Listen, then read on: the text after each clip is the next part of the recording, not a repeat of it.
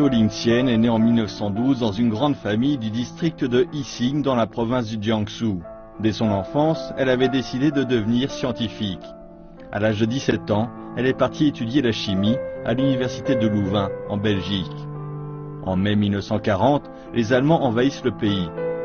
Dans le village d'Herbemont, où elle vivait, un jeune participant à la résistance fait exploser un train allemand et est condamné à mort. Xiao Lingqian s'est rendu alors compte qu'elle connaissait Alexander von Falkenhausen, le général allemand en charge de la Belgique. Ce dernier avait en effet servi en Chine et entretenu de très bonnes relations avec son frère aîné, Qian Zhuolun. Elle lui demande donc d'épargner le jeune résistant.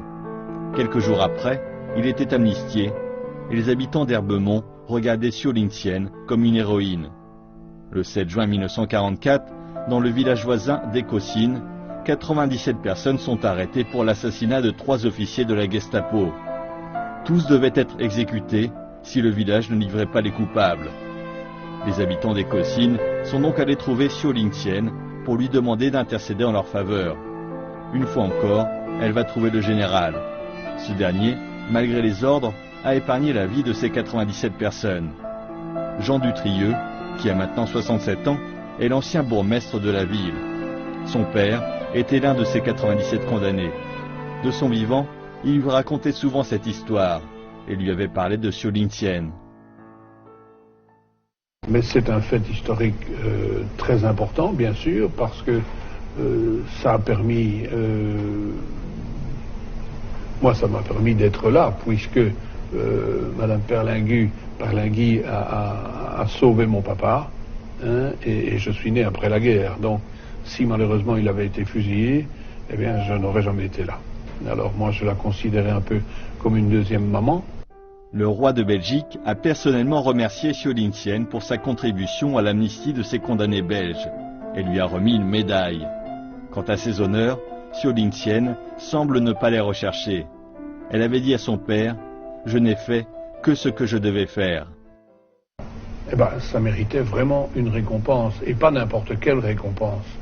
Ça méritait une récompense de grande valeur. Et je crois que le fait de lui avoir donné tout de suite après la guerre, eh bien, c'était un signe que, effectivement, on reconnaissait le geste important qu'elle avait fait pour Ekosine, pour la patrie, pour la Belgique entière. L'histoire de Madame Berlinguy est largement diffusée en Belgique. Nous pouvons la trouver dans des musées et dans des journaux. Cependant, les citoyens d'Ekosine ont trouvé une façon très unique pour faire la commémoration. Une rue nommée d'après son nom, la rue Madame Berlinguy. C'est important.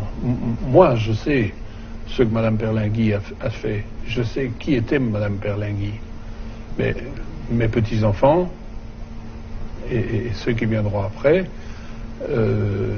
mais ne sauront plus qui était Madame Berlinguy. Donc, il faut absolument garder le souvenir de ce que cette dame venue de Chine a risqué sa vie pour les gens d'Ekosine. Donc, nous avons, je crois, un devoir de mémoire. Aux alentours de l'an 2000, l'histoire de Xiao Lingqian a traversé les océans pour revenir en Chine. Les médias chinois s'en sont emparés, et la ville de Yixing, d'où elle est originaire, s'est enorgueillie d'avoir donné naissance à une telle héroïne. La ville en a également tiré prétexte pour établir un jumelage avec Ekosine. Le gouvernement chinois a proposé à Jean Dutrieux de devenir ambassadeur d'amitié entre la Chine et la Belgique.